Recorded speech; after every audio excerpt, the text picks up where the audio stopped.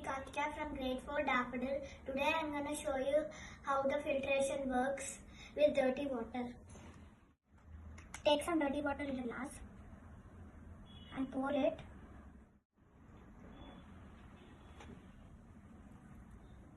We have to add some dirty water slowly. The process starts from here. Step 1, step 2, step 3, step 4. Step 1 is gravel. There are some rocks, but there's some water gets stored. And now second step is sand. There's some water gets filtered somehow. And third step is charcoal powder. There the purified water goes down, and through the cotton balls the purified water goes down, and again it filtered at here.